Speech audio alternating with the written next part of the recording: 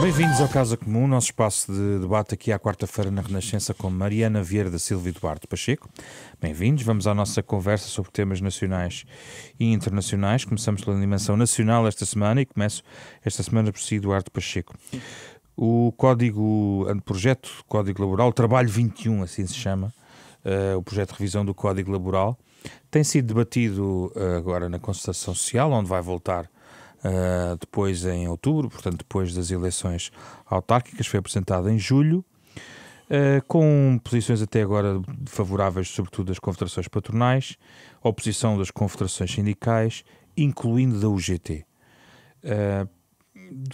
Antes de irmos ao teor, digamos, de algumas destas medidas, gostava de ir logo à questão política. O Duarte tem sublinhado a necessidade também de integrar, nomeadamente a UGT, neste tipo de consensos, mas a UGT não me parece, porque temos visto as posições da UGT, diz que não há uma reforma laboral, diz que é uma ruptura laboral e, portanto, está contra este anteprojeto. Isto aconselha o Governo a ter uma outra estratégia da forma como quer levar este anteprojeto e, já agora, se ele é, de facto, uma prioridade, é uma urgência do país. Muito boa tarde. Esta matéria é uma matéria relevante. Em segundo lugar, eu concordo inteiramente com aquilo que diz a Ministra, que é em momentos de alguma estabilidade económica e paz social que estas reformas podem ser feitas. Não é num momento de, vamos supor, que temos com uma crise, com um desemprego elevado, com contestação, etc., que vamos ainda mexer e meter mais achas na fogueira. Tem que ser nestes momentos que preparamos e que fazemos essas reformas e, portanto, é o momento para o fazer, se entendermos que é necessário. Pronto. Essa proposta, como quando nós vamos para um processo negocial, e aqui a Mariana já tem muita experiência disso, nós vamos com uma proposta base em que sabemos que há vetores que são fundamentais e aqueles que queremos preservar e outros são para negociação, porque caso contrário não seria um processo negocial, seria uma imposição. Chegar aqui, está aqui, tomem e é isto que nós vamos apresentar ao Parlamento. Mas a Ministra diz-se aberta à negociação. Precisamente. Pelo menos disse em duas entrevistas. E tem que estar. Quer dizer, uma reforma destas não poderia ter a luz do dia com ambas as centrais sindicais contra. E aqui a única que conta contra, e aqui a única que conta é a UGT. Porque a CGTP até hoje nunca assinou nenhum acordo de concertação. Portanto, não vale a pena. Pronto, então foi um. Pronto, peço desculpa pela lapse. Mas o que significa, quer dizer, que, por regra, quer com governos do PS, quer com governos do PSD, a CGTP esteve sempre do outro lado. E por isso não vale a pena estar por mais esforço que se faça, a resposta será sempre a mesma. Agora com o UGT é diferente. O UGT mostrou ao longo de todas estas décadas uma atitude de grande responsabilidade. Estou-me a recordar sempre do momento da Troika, um momento muito difícil para o país, e como foi possível ter a UGT a estabelecer acordos que em coisas normais não os teria aceito, mas percebeu a responsabilidade que tinha nas suas mãos também naquele momento crítico e, portanto, é um parceiro que tem que ser tomado em consideração. E por isso eu tenho a convicção que o Governo apresenta uma proposta em que há coisas que dificilmente quer deixar cair e há outras que poderão, para precisamente se chegar ao tal entendimento. E o que é que acha que não deve cair para haver uma reforma laboral digna desse nome, na perspectiva? Há uma questão que tem sido colocada, que é o regresso ao posto de trabalho de alguém que seja despedido, considerado depois pelos tribunais que não havia justa causa. Sim. E o Governo propõe que esse regresso não seja automático. E eu acho que isso é natural. E eu acho que isso é natural, é um bom exemplo, que se calhar até o próprio colaborador prefere, que tenha uma indemnização complementar do que regressar a um ambiente em que ele sabe que não vai ser feliz. Pronto, porque as coisas se extremaram e é obrigada por um tribunal. Se nós tivermos um divórcio e o tribunal decreta que vocês não se podem divorciar, têm que viver juntos, isso ia ser um inferno. Aqui é a mesma coisa. Agora, se foi sem justa causa, tem direito a uma indemnização complementar. Mas isso é assim tão estrutural para merecer uma reforma laboral? Por isso é que estava a perguntar quais são para si, por exemplo, algumas linhas vermelhas até de quem propõe, digamos assim. Esse é um exemplo, mas poderíamos ir a outros de medidas que estão postas em cima da mesa, capazes de flexibilizar mais a própria contratação. Nomeadamente, por exemplo, o prolongamento dos contratos a termo. Porque aquilo que acontece muitas vezes é que as empresas utilizam os contratos a termo como uma forma de garantir a presença do colaborador com todo o seu empenho, e acontece com muita frequência, e só quem não vive essas experiências é que o desconhece, que há pessoas que depois, quando passam a efetivos, são excelentes, mas há outros que no dia a seguir a considerarem-se efetivos começam logo a deixar de ser o trabalhador da excelência que tinham provado atempadamente. E como há grandes dificuldades depois em despedir a pessoa, de facto, aquilo fica lá um peso morto e incapaz de colaborar ativamente com a organização em que está inserido. Por exemplo, esse prolongamento, se calhar, permite, se não houver certezas, que a pessoa continue ainda a tempo determinado. Mariana, a Ministra disse: espero que o PS não levante linhas vermelhas intransponíveis. Quais são verdadeiramente as linhas vermelhas? Bem, primeiro queria dizer que isto não é uma reforma laboral. Isto é uma contra-reforma laboral. Não há nenhuma medida que não seja apenas o recuo face a algo que já existiu. E desse ponto de vista, em muitas coisas não se devia chamar trabalho 21, mas mesmo trabalho 20 ou, quem sabe, 19. E porquê? Porque uma das áreas onde o Governo faz um recuo estrutural é em tudo o que tinha sido desenhado na resposta ao trabalho nas plataformas. Nós, quando apresentámos as reformas laborais que dizem respeito a estas matérias, dissemos sempre que há dimensões de tentativa e erro numa área que é completamente nova. E muitas vezes quem nos ouve pensa que o trabalho nas plataformas são, eu não queria fazer nenhuma publicidade, mas apenas aquelas que dizem respeito às entregas de comida ou aos transportes. Mas não é assim. Nós hoje temos uma ampla dimensão de prestação de serviços, por exemplo, em casa, de pequenos arranjos, que já são assegurados através de plataformas. Aquilo que o Governo faz é um recuo total numa coisa, vou utilizar uma expressão mais complexa, mas temos que falar do detalhe das matérias, que é a presunção de laboralidade. Se aquela pessoa presta serviços no âmbito de uma plataforma de forma recorrente, tem-se em conta que ali há uma relação de trabalho, que não é meramente ocasional. E o Governo recua nisto. O Governo recua em dimensões, e vou dar mais um exemplo. O Governo aqui faz com que o trabalho não declarado deixe de ser crime. Eu sei que há um debate jurídico sobre esta matéria e ele pode ser feito, mas nós não podemos esquecer que no âmbito desta medida, ter passado a ser crime o trabalho não declarado, nós deixámos de ter 80 mil trabalhadoras domésticas para passar a ter 250 mil.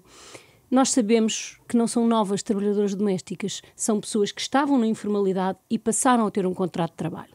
E a questão é que prescindir desses instrumentos de regulação do mercado de trabalho que foram introduzidos nos últimos anos, não existe nenhuma avaliação de que eles tenham prejudicado nada, nem o crescimento económico, que foi aliás maior do que nos anos anteriores, nem os salários, que cresceram em peso no PIB face a anos anteriores, nem sequer a produtividade ou a competitividade da nossa economia, que, tanto quanto sei, sistematicamente dizemos que está na sua melhor fase. E, portanto, o Governo tem que responder à pergunta se, porquê é que precisa de fazer estas alterações. Anteriores alterações à legislação laboral foram precedidas de livros verdes e de livros brancos das relações laborais, procurando demonstrar quais são os pontos em que Portugal está mal e precisa de melhorar para fazer essas mudanças. O Governo diz que é indispensável para aumentar a competitividade e flexibilizar para valorizar e crescer. Mas porquê? Onde é que estão os números que dizem que termos passado de contratos a prazo de 3, até eram mais, por causa do período da Troika, para 2 anos, prejudicaram a competitividade? Em política, nós, quando queremos fazer transformações, não podemos partir apenas da nossa pré-conceção sobre as coisas. Durante muitos anos nós acreditávamos que era a flexibilidade laboral que permitia ter mais jovens no mercado de trabalho e crescer mais. Nos últimos anos demonstrou-se que reduzimos os contratos a prazo e a economia cresceu mais, o emprego cresceu mais, o salário dos jovens empregados cresceram mais e o salário dos jovens também cresceu mais. O que está a dizer é que quando projeto é todo ele uma linha vermelha. Não, eu estou a fazer críticas. Primeiro, esta negociação é para já na concertação social. Sim. Agora, alguém que quer o acordo das centrais sindicais apresenta um projeto que tem 100 medidas e todas elas são na mesma direção. Isto é procurar o consenso da UGT.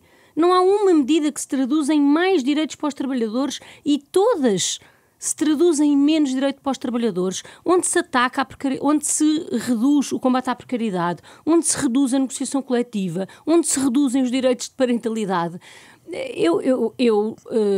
A UGT tem feito as suas análises, tem sido muito dura, muito mais dura do que é habitual, e a UGT não tem uma tradição de responder tão claramente um não num início de um processo negocial, porque todas as medidas vão no mesmo sentido. A legislação laboral existe porque nós sabemos que as relações de trabalho são desiguais. E quando há uma proposta legislativa, o Governo tem a legitimidade para fazer e muito provavelmente tem os votos, porque tem os votos à direita.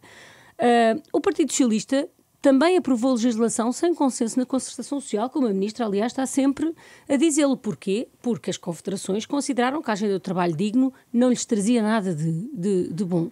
E, portanto, também é legítimo que as organizações representativas dos trabalhadores, perante uma proposta em que não há uma medida que seja pró-direitos dos trabalhadores, se manifestem contra. Quanto à expressão linhas vermelhas, eu julgo que ela não é apropriada neste momento. O que é apropriado dizer é que, sendo todas estas medidas recuos face a medidas que o Partido Socialista aprovou, sem uma justificação factual apresentada, não podem esperar do Partido Socialista um aplauso ou uma reação muito entusiástica. Acho muito preocupante que num momento onde o Governo diz sempre que o salário dos jovens é crítico, é fundamental, é uma medida essencial, nós estejamos a atacar diretamente pontos que sabemos que baixam os salários. Toda a gente sabe que um salário precário é um salário mais baixo. Toda a gente sabe que menos negociação coletiva resulta em salários mais baixos. E, portanto, o Governo apresentou o seu programa, a sua visão não é novo, não é nova, é de recuo, e o Partido Socialista tem procurado explicar porquê. O que se passar na concertação social de recuos do Governo, porque o Governo também se pôs numa situação em que a proposta é de tal maneira desigual que só recuando em muitas dimensões é que pode ter esperança de um acordo, julgo que não pode resumir-se àquilo que me parece serem as áreas onde o Governo já abriu alguma margem, que é nas dimensões de parentalidade. Nós não podemos, num momento em que o trabalho é cada vez mais com vínculos como estes das plataformas, desistir de regular esse setor. E, para mim, é isso que o Governo faz. Deixa-me ouvir aqui o Duarte, agora com um bocadinho mais de tempo. Só para também buscar uma outra citação da Ministra que talvez seja relevante, porque há aqui, no fundo, duas voltas. A primeira volta na concertação, depois no Parlamento.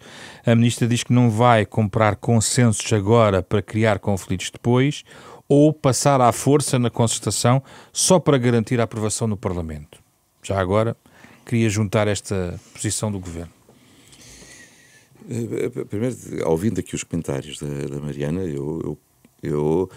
a sua pergunta eu transformo em afirmação, que é todo este projeto, de acordo com esta intervenção, é uma linha vermelha, portanto, e isso significa que o PS parece estar indisponível para poder conversar sobre aquilo que está em cima da mesa, lamentavelmente.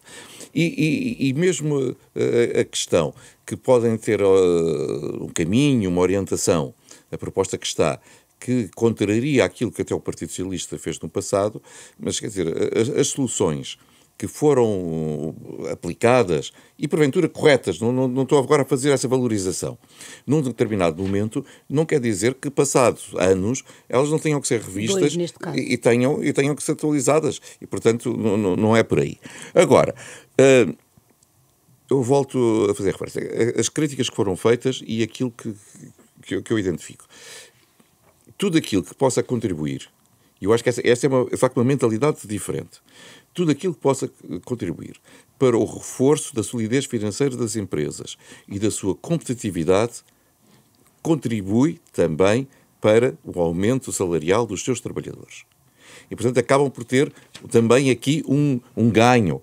Se a empresa for mais competitiva, se a empresa tiver melhores capacidade de operar no mercado interno e internacional, a questão da competitividade internacional é aqui também relevante, os próprios trabalhadores beneficiam disso. Portanto, rejeita a ideia de que tudo isto é feito com prejuízo para os trabalhadores. Rejeito completamente, até pelo seguinte, volto àquilo que disse há pouco. Se isto fosse feito num período de recessão ou num período de alta taxa de desemprego, este benefício era difícil de alcançar.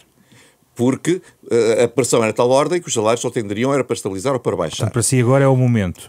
Porque neste momento nós estamos precisamente com um crescimento da economia, estamos precisamente com uma taxa de desemprego perto do pleno emprego, portanto muito, muito baixa, com uma pressão sobre os salários grande. E os jovens sentem isso mesmo. Pois é que eles andam, ao contrário das pessoas da minha geração, em que faziam uma grande temporada numa única empresa, hoje, ao fim de alguns meses, 1 ano, 2 anos, já estão a mudar outra vez. E estão a mudar outra vez pela pressão salarial que alguém que quer aquele recurso que é identificado como bom, lhe vai bater à porta e apresentar. A posição da UGT não sinaliza que eventualmente há que recuar bastante na posição do Governo? Estamos num momento negocial em que cada um está a fazer fim-capé nas suas posições. Mas se houver abertura para negociar e entender todo o contexto onde esta reforma está a ser feita, eu continuo a acreditar que isso vai ser possível. Agora, diretamente às palavras da Ministra, isto, para mim, eu revejo naquilo que a Sra. Ministra diz aí. Porque não tem o acordo da concertação social, porque sabe que essa proposta tem acordo, tem maioria parlamentar. Nomeadamente com a Iniciativa Liberal e até o Chega. Até com o Chega, não é a solução. Porque a solução convém sempre, até para a paz social da sua implementação, ter o acordo quer das entidades patronais, quer das entidades sindicais. O Governo deve esperar para obter esse consenso na concertação social o tempo que for necessário? Não, quer dizer, porque isso significava adiar indefinidamente. Quer dizer, há um momento de cada um a expressar argumentos e há um momento de olhar e encontrar soluções. É possível entendimento? Deus queira que sim, e o Governo tem que estar empenhado nesse sentido, tal como as entidades patronais e a UGT.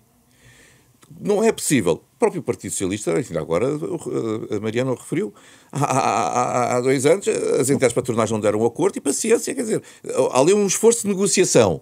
Mas quando não é possível entendimento, o Governo está legitimado pelos portugueses para poder governar. E então tem que ir em frente. Esse é um ponto importante, eu espero Mariana. É que isso não aconteça. De facto, há um momento em que pode não haver acordo e vai avançar. E Mariana já sublinhou que isso já aconteceu no passado, avançar sem esse consenso.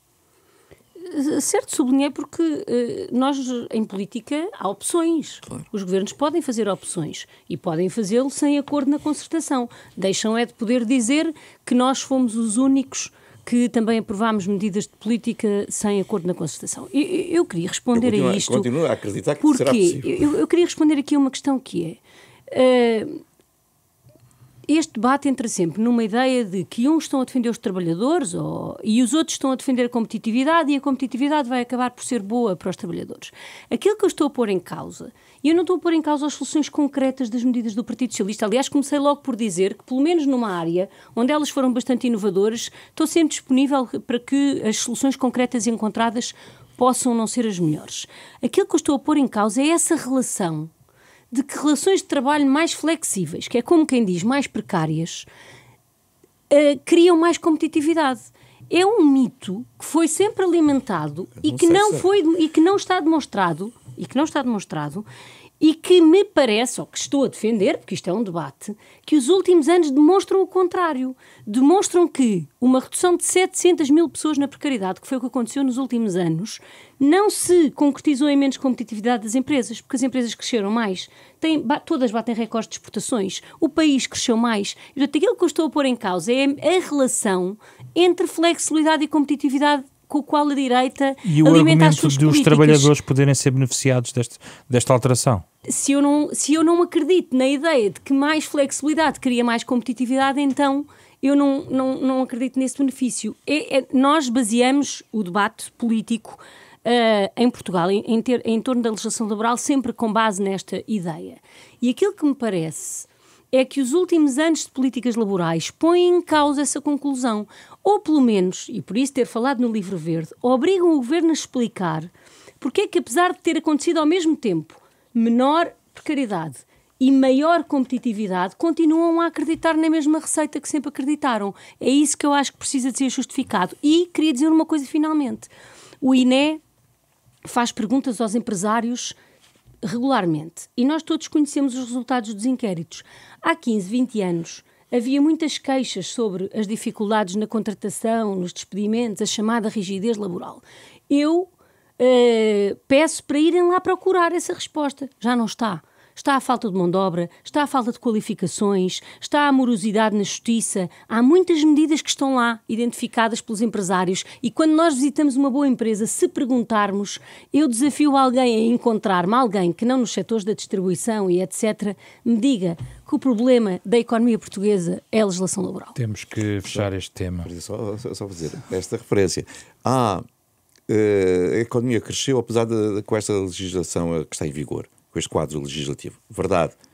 O que é que não podia ter crescido mais se o quadro fosse outro? Demonstrem-no, por isso é que eu peço onde é que estão os dados. Na Europa ou aqui em Portugal, onde a rigidez é efetivamente ainda muito já forte, não é. A perca de dinamismo das nossas economias face a outras economias da América ou asiáticas. E nós, se queremos continuar no pelotão da frente, temos que nos atualizar. Eu volto a dizer, o Governo apresentou esta proposta sem um dado a associar a esta proposta. E isso começou logo mal. Vamos ao tema europeu, marcado pelo reconhecimento do Estado da Palestina por diversos países, não só europeus naturalmente. Bom, o contexto é este. Em Nova Iorque ouvimos também um discurso bastante marcante de Donald Trump, que se quiserem podem articular, até porque se junta um conjunto de várias frentes que queria trazer aqui nesta nossa conversa, nestes 10 minutos finais, relacionados também com o que se passa na frente leste europeia, tendo em conta um conjunto de violações de espaço aéreo por parte, alegadamente, de drones e outros engenhos de origem russa. Duarte, primeiro, já aqui debatemos a questão da Palestina várias vezes, mas agora temos de facto este peso, digamos assim, agora já sim, temos este peso de um conjunto de reconhecimentos do Estado. E a questão que coloca é exatamente o que fazer com esse reconhecimento. Na verdade, como é que será consequente o reconhecimento do Estado da Palestina? Primeiro, eu vou dizer que tenho muita pena que este reconhecimento tenha acontecido nesta altura. E só encontro um argumento a favor nesta altura. Porque, como se viu, aliás, por declarações de líderes do Hamas, eles dizem que isto só aconteceu porque houve o 7 de outubro. Se não tivesse havido 7 de outubro, isto não estava a acontecer. E isso são os líderes do Hamas que o dizem. E, portanto, claramente, os terroristas a quererem dizer que estamos-lhes a dar um prémio por terem morto mais de 1.200 pessoas e terem ainda, depois de 3 anos, perto de 50 reféns israelitas. Então compreendo o calendário português, desse ponto de vista? Não, aliás, porque o próprio... Só vejo uma coisa a favor, que eu já vou dizê-la. Aliás, e depois, porque as condições impostas, apresentadas em julho, não foi há 10 anos, nem há 5, nem pelo governo anterior, foi já por este governo, em julho, nenhuma delas está verificada. E se as condições em julho eram umas, passados 2 meses, elas não se alteraram e o governo deu o dito por não dito e reconheceu. Portanto, tenho muita pena. Só identifico um argumento, e que esse argumento para mim também é pesado. E, portanto, daí que eu não condene de uma forma clara o reconhecimento. É que eu, durante muitos anos, aliás, víamos isso, quer nos diferentes acordos do Médio Oriente, quer de Oslo, quer de Camp David, por exemplo, em que Israel aceitava a existência de 2 Estados. E depois, claro, o problema é o resto. Mas o princípio estava aceito. E quem nós víamos que não aceitava era precisamente o lado palestiniano, mais radical, em que dizia que a Palestina é desde o Jordão até ao mar e, portanto, sem a existência de Israel. Ora bem, nos últimos meses e nas últimas semanas, o discurso das autoridades israelitas alteraram significativamente, dizendo que nem pensem com a criação de 2 Estados. Esse Estado nunca vai existir. Ora bem, perante essa alteração de circunstâncias, faz sentido que outros países digam: vocês podem pensar isso, mas nós vamos reconhecer porque entendemos que esta é a solução. É a solução que Portugal tem defendido há muitos anos, em consenso nacional, que é a existência de 2 Estados a viver em paz e em segurança. E se Israel quer matar essa ideia, é natural que outros a reforcem, dando-lhe mais vida para poder dizer não vá por aí, porque a Palestina irá ser um Estado um dia mais cedo ou mais tarde. Mariana, não é voltamos à questão, não é meramente simbólico. O que é que vai mudar nos dias seguintes? O que é que tem mudado? Agora eu acho que pouco depois vai mudar do ponto de vista prático. Sim. Bom, eu não desvalorizo as dimensões simbólicas da política no geral e da política internacional em concreto. A questão é que o mundo não acabou em 7 de outubro de 2023 e desde então aquilo que nós temos visto todos os dias acontecer cada vez mais em mais territórios é uma agressão brutal, mortes em números absolutamente esmagadores, fome, total incumprimento das regras internacionais no que diz respeito à ajuda humanitária e, portanto, não era possível não ser dado um sinal face a tudo o que está a acontecer e fico contente que Portugal se tenha juntado aos países que reconheceram o Estado da Palestina. Não me parece que fosse possível, neste ponto concordo com o que disse o Duarte, continuar a falar de um projeto de 2 Estados sem os reconhecer como ponto de partida. Não me parece que seja possível partir da gravíssima situação onde estamos, que não foi resolvida com este reconhecimento, mas sem ele parece muito difícil que pudéssemos E para aqueles que dizem avançar. que um Estado tem que ter fronteiras muito mais estabelecidas e constantes... Um Estado também tem que ter um povo e neste momento a agressão de Netanyahu é tão forte que mesmo essa dimensão de que o povo tem o direito à sua vida está a ser posta em causa. E, portanto, este parece-me um sinal de que o ponto de partida é aquilo que já muito lá atrás definimos com o objetivo de chegada, que são 2 Estados a viverem em paz e em segurança. Neste momento ninguém vive em paz nem em segurança, em particular na Palestina, mas este reconhecimento é quase um reafirmar do objetivo que todos temos. Esperam-se agora, muito provavelmente, reações ainda mais duras de Israel, sendo que fica muito difícil pensar o que é ainda mais duro do que aquilo que temos vivido, mas parece-me que o contexto em que estes reconhecimentos aconteceram à margem da Cimeira nas Nações Unidas mostra um claro posicionamento sem o qual não me parece que houvesse condições para continuar a trabalhar na paz no Médio Oriente. O Duarte ia dizer que... Só dizer, se a Mariana não achava que devia ter sido posta como condição mínima a libertação de todos os reféns. Sinceramente, eu acho que... Estava nas condições de Essas eram as condições gerais, mas as outras todas caíram. Nenhum dos países, nem a União Europeia, é... nenhum dos países que já reconheceu a Palestina, nem a União Europeia deixa de exigir. Pois é, mas assim eles vão lá continuar detidos em túneis escondidos e a morrer. Mas ó Duarte, mas o contraponto é esse, que não quero ser eu a fazer, é assim, continuam a bombardear, a destruir cidades, a matar todas as pessoas que encontram, a matar civis, a nem sequer deixar que as crianças sejam alimentadas. E aí portanto, o conhecimento não vai resolver nada.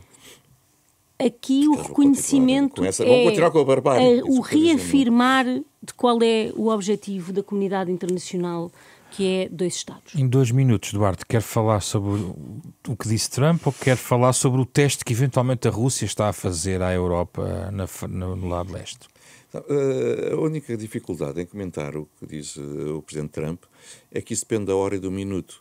E, portanto, quer dizer, eu estar a fazer um comentário sobre uma coisa que ele disse às 11, depois ao meio-dia já disse uma coisa completamente oposta, é perder tempo. É um discurso de 1 hora. Porque, quer dizer, aliás, nesse discurso ele começou por criticar Lula e depois até já elogiava. Já marcou até um encontro. Isto é surreal. Portanto, não... E mudou em relação à Ucrânia, aparentemente, depois a posição. Não, essa mudou àquela hora. Hoje, se calhar, já voltou à posição inicial. Por isso é que eu acho que vale a pena estarmos já a perder mais tempo com sobre os testes russos, então. Agora, isso eu acho que é realmente algo que nos deve preocupar, que devemos provou também, nomeadamente com a Polónia, que nós ainda estamos a planear a defesa pré-invasão da Ucrânia, com os drones, em que levantaram foi aviões para combater os drones, quando hoje está provado na Ucrânia que não é isso que nos protege da existência de drones. Ursula von der Leyen fala na parede de drones que é necessário. Portanto, significa que nós não estamos preparados para um ataque. Não estamos preparados para nos defendermos. E isso tem que alterar-se, não é só do ponto de vista da capacidade de armamento, da indústria da defesa, mas da própria filosofia da nossa defesa.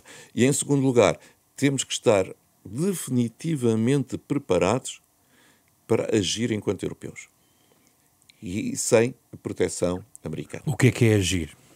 Aquilo que for necessário fazer para a proteção de qualquer povo europeu, eu diria o artigo 5º, aplicado, mesmo que os Estados Unidos fiquem de fora. O artigo 5º é retaliar em relação à Rússia.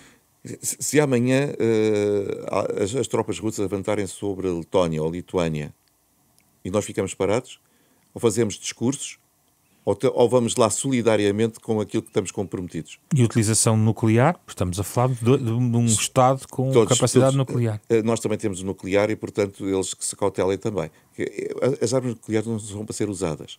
São precisamente para dissuadir os outros de as usarem. E eles sabem, a Rússia sabe, portanto, de mão, que a Europa também as tem. E, portanto, não é para serem usados. Agora, pensar que isto se faz através de conferências internacionais e de apelos à bondade do Sr. Putin é estar a perder tempo e a brincar. Mariana, a Rússia vai colecionando países onde aparentemente vai colocando drones no espaço da União Europeia. Vou relacionar os dois temas. O discurso de Trump nas Nações Unidas foi absolutamente delirante e é difícil comentá-lo, e é isso que marca, no fundo, o tempo que vivemos, e volto a chamar a atenção que ainda não passou um ano nem da eleição, muito menos da tomada de posse. Porque, na verdade, aquilo que Putin está a fazer, mais do que uma provocação à Europa, é mesmo uma medição da reação de Donald Trump a estas provocações.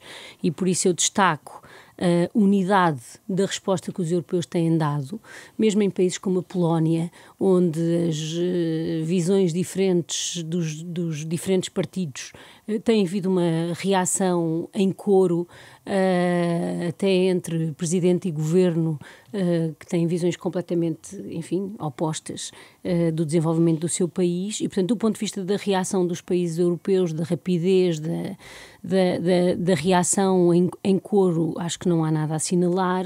Mesmo a NATO tem tido um discurso mais firme do que em últimas semanas e ocasiões. Isto é, na verdade, uma provocação a Donald Trump, e volto ao meu ponto inicial: provocar alguém que nunca sabe o que vai responder e dizer é o sinal da instabilidade que vivemos, que é sempre de nos perguntarmos se o acontecimento daquele dia é o que vai desencadear um agravamento sem precedentes da nossa vida coletiva. E este tema vai acompanhar-nos sempre ao longo das próximas semanas.